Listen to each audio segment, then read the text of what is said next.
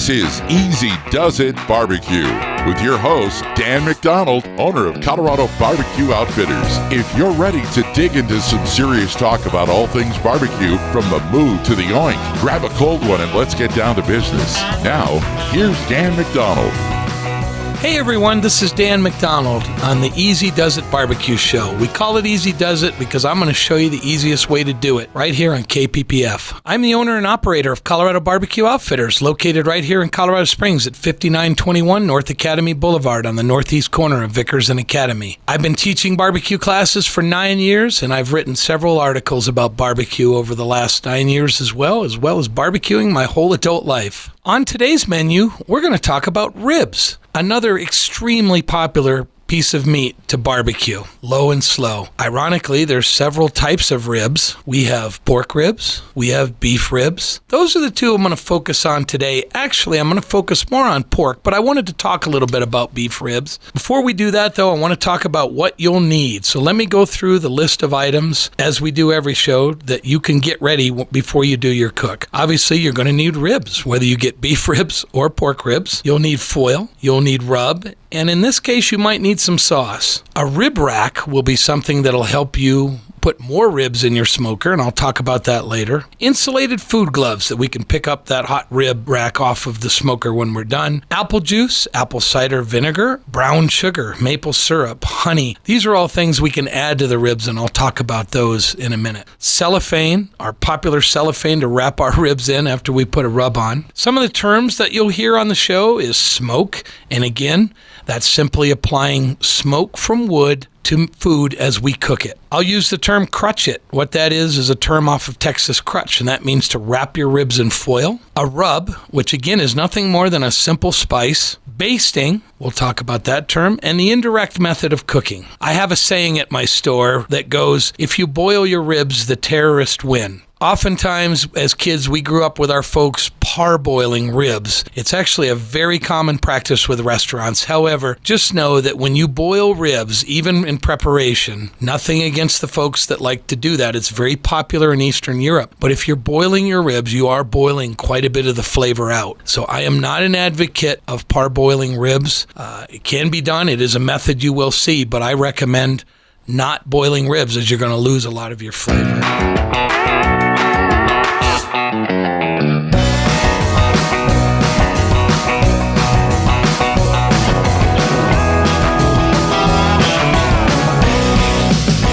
Let's talk about beef versus pork ribs now. So beef ribs, your typical are going to be the plate ribs and the spares. Plate ribs and short ribs are the same thing. They're basically just ribs that have been trimmed. Your spares or your back ribs are the same thing as well, and they are higher in fat. I do beef ribs the exact same way I do pork ribs. Now again, some people would argue that, but remember, we can do barbecue any way we like. All right, so pork ribs. Those are the king of ribs when it comes to barbecue, and we have few choices to make. However, your most popular ones are baby back ribs or St. Louis style ribs, which are also spares. Two others that I'll mention just in passing on the show are what are called rib tips. If you've ever been to Applebee's and got their riblets, that's exactly what rib tips are. They're simply, the butcher takes a bandsaw and literally saws off the tip of the ribs with a little bit of meat, and Applebee's made those extremely popular and called them riblets. In my classes over the years, I used to tell people, don't embarrass yourself by going to the butcher and asking for riblets. However, a few years back, I was at the butcher, and lo and behold, riblets are now sold prepackaged. So if that's your thing, you can get those as well. Lastly, there is something called a country style rib, and that's done entirely different than the ribs we're going to talk about today. And I'm going to save that for a later show to talk about how we do country style ribs. They have bone-in or boneless country style ribs. All right, when we go to the store and look for our ribs, we have some decisions to make. Do you want baby back ribs? They tend to be a little smaller. I think personally they're a little more flavorful, but again, everybody's palate is different. You may find that you prefer spare ribs. Spare ribs look more enticing. They tend to be a little cheaper. They're bigger. They look thicker. I can see why people tend to lean towards spare ribs. Once you've made your decision and we've got them home, we've taken them out of the cryovac, I'm going to go ahead and lightly, and by term lightly, I mean just rinse ever so lightly the any bone fragments or myoglobin or whatnot off of the ribs. Then what I'm going to do is I'm going to remove the membrane. If you look at a rack of ribs, there are two sides to the ribs. There is the meat side, which is very easy to determine, and then there is the bone side, which is kind of a thinner side and it's shiny. And the reason it's shiny is it probably has a membrane on it. And we want to remove that membrane. It can just tend to make your food chewier. It may inhibit some of your rub penetrating the meat. So we're going to remove that membrane. Now, ironically, a lot of restaurants don't bother with removing the membrane. So if you don't remove it, it's not going to destroy your cook. I do recommend, in the very least, if you'd rather not remove the membrane, to take a fork and score that membrane, just so we can allow some flavor and whatnot to get through it. Several ways you can remove the membrane. The way that's worked for me over the years is I've got my ribs sitting in front of me with the bone side up. I'm going to take just any kind of steak knife or any kind of small knife, and I'm going to make a slit right through the middle from top to bottom.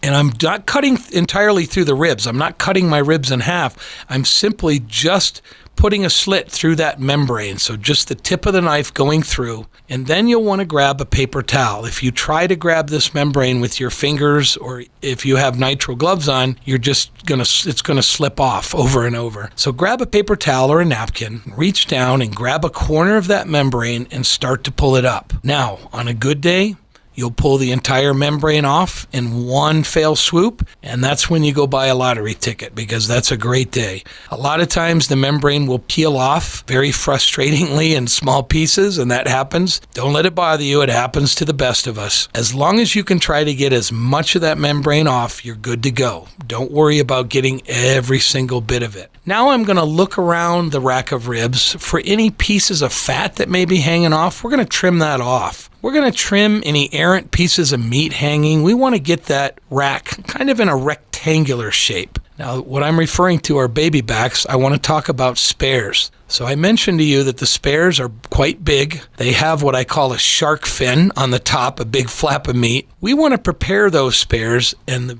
very popular phrase that we use are St. Louis style. In the St. Louis area, butchers many, many years ago were taking those spares and they were trimming them in such a way that name stuck, St. Louis style ribs. What that simply means, it really doesn't have anything to do with the cook. It has to do with the preparation of the rack of spare ribs. If you lay it out and you feel the bone will go about 3/4 up the rib. Where the bone stops, you'll want to take your knife and cut horizontally across the top of the bones. Now, don't worry, we're not going to be throwing that meat away. That meat that you're pulling off is called the chef's delight, and you can cook that on the side and enjoy that just as well as you can when the ribs are done. That shark fin I mentioned, that flap of meat on the top, on the meat side of the ribs, we're going to trim that off as well. With baby backs and with spares, we're going to end up with a nice rectangular shape of our ribs. They'll cook more evenly. If you don't do that, the thinner parts of meat will burn and char, and then the thicker parts may or may not get done. So we want to dress up those ribs, so to speak.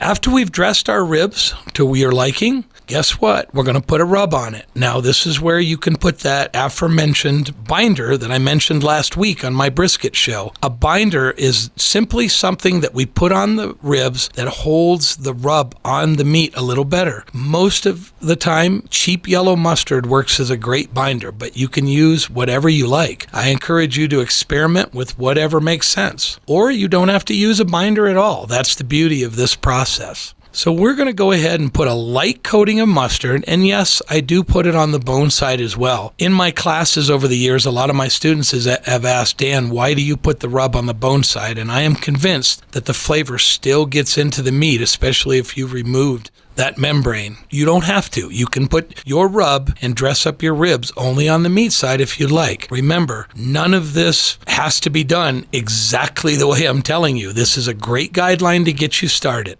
If you're interested in taking one of my barbecue classes, if you go to my website, 719bbq.com, I have a classes link, and I have classes listed on there of whatever's available in the near future. Once we've put our rub on our ribs, we've prepped our ribs, we've put the rub on it, we're going to wrap it in cellophane, that good old saran wrap, and we're going to throw it in the fridge. I mentioned on my last show that what happens and why we're doing that is the rub has salt in it, which is sodium chloride. And again, just like with beef, pork does the same thing. It draws that sodium chloride from the surface of the meat into the meat, unwinds those spiraling proteins that are in there, which causes more moisture in the meat. So yes, it will give you some flavor on your ribs, but more importantly, it will help with moisture.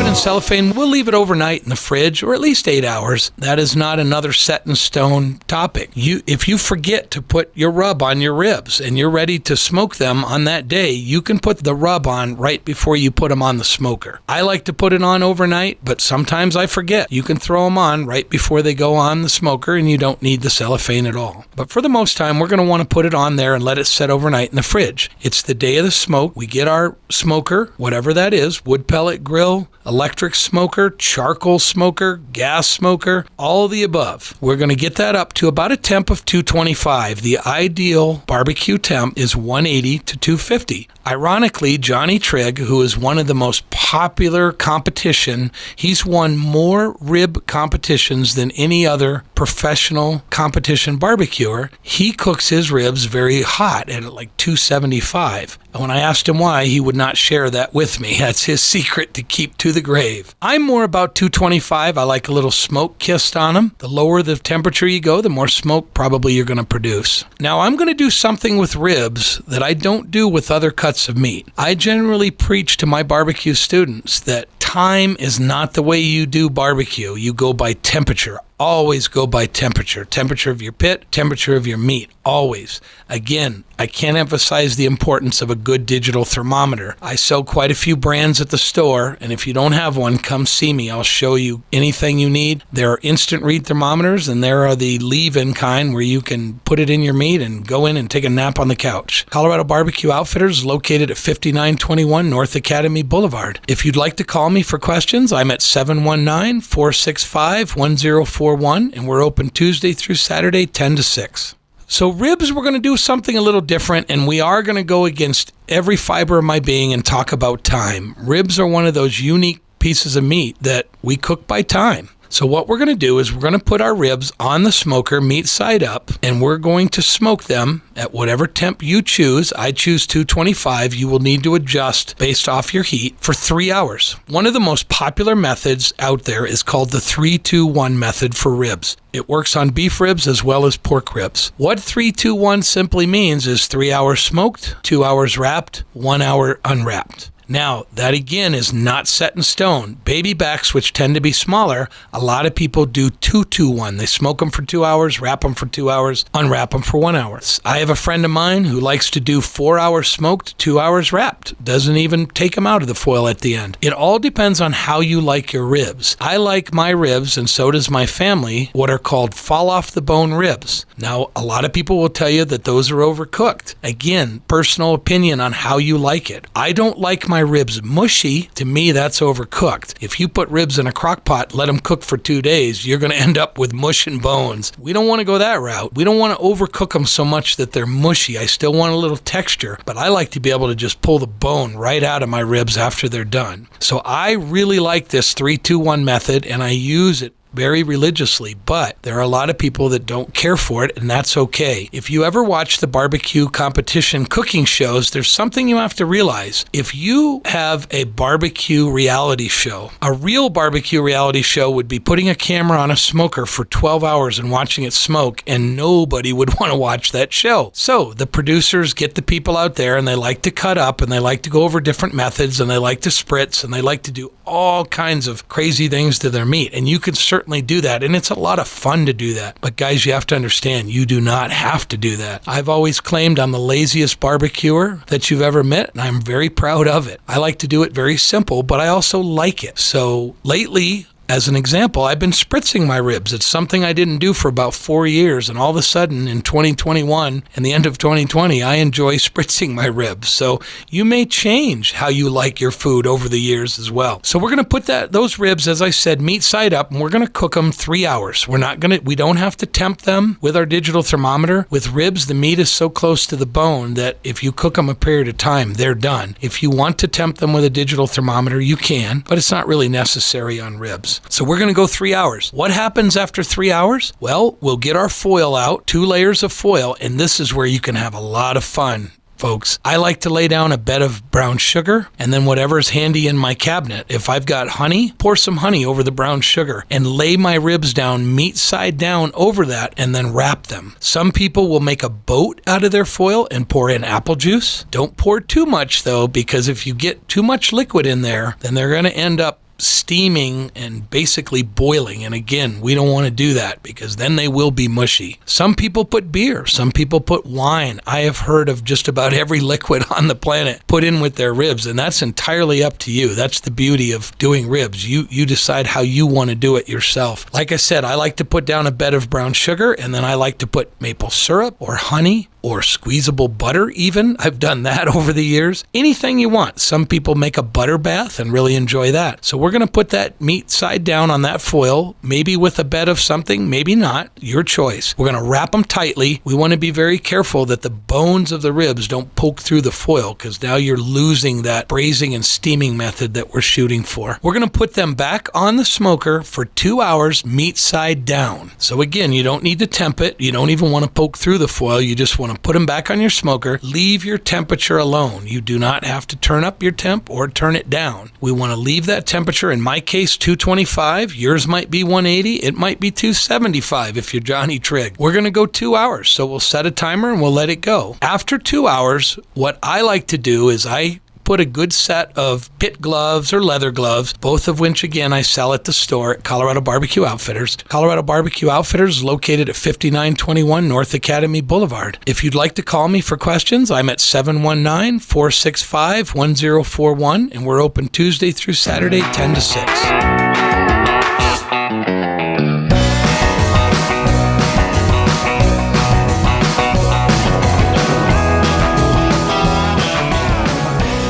I like to grab that foil and I flip it over, so now I'm meat side up. So again, to recap, meat side up for the 3 hours, meat side down for the wrapped 2 hours, and now meat side up for the last hour. Now, most instructions tell you to take it out of the foil, but I think you're going to find it's a mess to take them out of the foil, gang. So what I do is I take an old knife that I don't really care about because I will dull it over time, and I cut through the foil down the top, the full length, and then I fold the foil back. So I'm making essentially kind of like a boat with the foil. I'm folding it back, and now I'm letting that steam out. I'm letting those ribs crust up, if you will, for about that last hour. Now, I know what you're thinking, Dan, you've never mentioned anything about basting the ribs with sauce. Here's why. Most people like to go a sweet profile when it comes to pork. Well, something interesting about sugar, when it's in its crystal form, it generally will not burn. It will actually adhere to the meat and cook fine. When it's in a liquid form, sugar can burn. If I were to baste those ribs for 4 hours and let them cook, that sugar could burn and that will ruin your meat. So if you want to glaze or baste or whatever you want to call it, your ribs, do it the last 20 to 25 minutes of your cook. So to recap, we've got 1 hour left. We've flipped them over. We've cut down our foil and splayed our foil back, or butterflied it, if you will. We're waiting for the last 30 to 20 minutes, and then you can baste those ribs all you want. It won't be in there enough time for the sugar to burn. It'll create a nice sticky glaze like people like on those ribs, just like you see at your favorite restaurant. So after we've gone an hour, again, we don't really have to temp ribs. How do you know if ribs are done? Well, there's 2 ways. The way I choose to use is if those ribs have cooked for 6 hours. Now remember, the 3-2-1 method is time. 3 hours, 2 hours, that's 5. 1 hour, that's 6. I've cooked those ribs for 6 hours. They're going to be done unless they are an insanely large rack of ribs, but I've never run across one that doesn't cook in 6 hours. Even the beef ribs, which we refer to as dino ribs, and by the way, they're only referred to that because cows are bigger than pigs, and that's all simply it is. After I've gone an hour, I'm going to pull them off, and they're ready to go. I always recommend letting meat rest no matter what it is, at least 5 to 10 minutes. If you want to let them rest a little bit longer, feel free. But if they came out well, you're going to struggle doing that. So I let it rest 5 to 10 if you want to glaze it a little more. Now, one thing I will tell you about basting or glazing your ribs is whatever sauce you've put on your ribs, if you're not eating that rack of ribs yourself, you've just committed that flavor profile to anyone else. So keep in mind, if you've got a family of 5 that you're feeding, the kids may not like anything hot. Mom may like it spicy. Dad may like it to taste like cardboard. Who knows? Everybody's going to have a different flavor profile. So one of the things you can do is what I call sauce at the table. If you come to one of my classes at Colorado Barbecue Outfitters is located at 5921 North Academy Boulevard. If you'd like to call me for questions, I'm at 719-465-1041, and we're open Tuesday through Saturday, 10 to 6. I feed you at the end of class, and what I do is I set out 5 or 6 sauces you can taste, any and all of them. If I put the sauce on, I've just committed that whole 20-person class to having to eat that flavor profile, and you may like something different. If you don't baste your ribs, you simply leave them alone, and when they come out, then you can have sauce on the table, and people can dunk their ribs in the sauce on their plate. That's kind of the preferred method my family uses, but we just all have wildly different palates and like different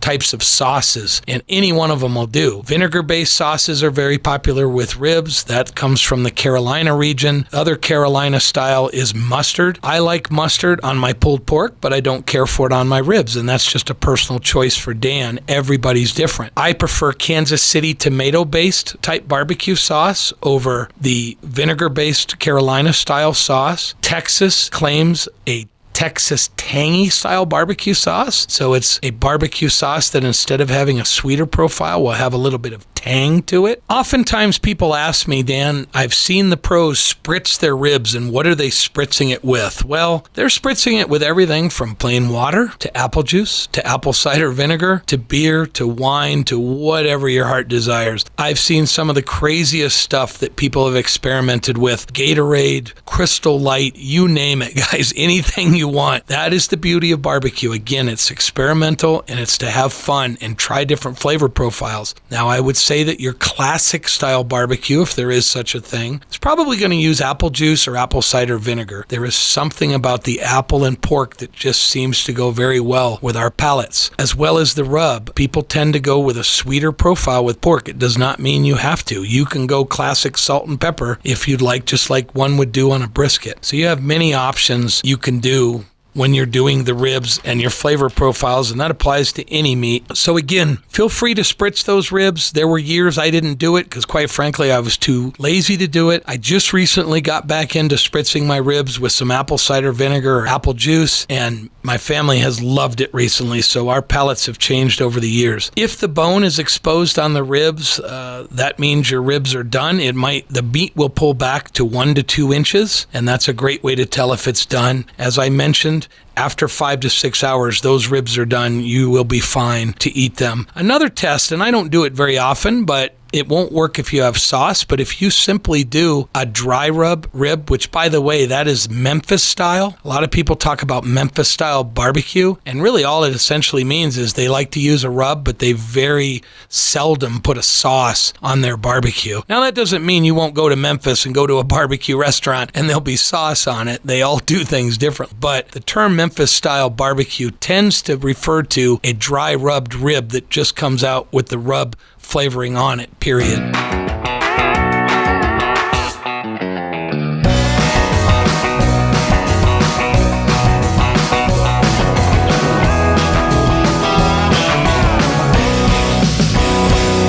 couple tips for doing ribs. If you have a smaller smoker and cannot fit a full rack of ribs, guess what? You can cut ribs in half. It does not hurt the cook at all. You can actually cut them up into smaller pieces. Just know it will change how quickly those ribs might get done, because the smaller pieces they are, the quicker they tend to cook. A few tips I've seen, one of them that I sell at my store is called a rib rack. And all it does is, instead of laying the ribs down flat, which take up more surface area of your smoker, it simply stands them up on end. And the rib racks I sell have room for 6 racks of ribs that you can fit on your smoker when it may not be very big at all. So you can just stand them up. Colorado Barbecue Outfitters is located at 5921 North Academy Boulevard. If you'd like to call me for questions, I'm at 719-465-1041, and we're open Tuesday through Saturday, 10 to 6. There's another way that's very obscure, but I've seen it done, and I've tried it myself, and it did seem to work pretty well, was what I call the crown roast rib method. And what that simply means is, take your rack of ribs, put them in a circle, so you're putting them round, so you're touching one end to the other. You can secure it with either butcher twine or toothpicks through the end of the, and now, instead of your ribs laying flat, you've got them in a circle on your smoker, and sometimes you can fit more racks of ribs doing that, believe it or not, than any other way. So all of the ways that I just talked about today, I want to again emphasize that there's no detailed way to do it. You can choose whichever way you like to do it. You can get right down into the nitty-gritty and do all kinds of steps, or you can just simply do the 3-2-1 method and add nothing to your ribs at all. Naked ribs are one way that people like them, but I think most people like to add a flavor. But remember, this is your way to do it. It's an easy way to do it. I think if you stick to the easy way, you'll find that barbecuing is much less stressful, and then it makes it even more fun when you experiment. This has been Dan McDonald with Colorado Barbecue Outfitters on KPPF on the Easy Does It radio show. Thanks for listening to Easy Does It Barbecue, brought to you by Colorado Barbecue Outfitters, specializing in pellet grills, charcoal grills, electric smokers, sausage, rubs, and barbecue accessories. Online at 719bbq.com. See you next Saturday at 1 for Easy Does It Barbecue. And listen to the podcast on Podbean.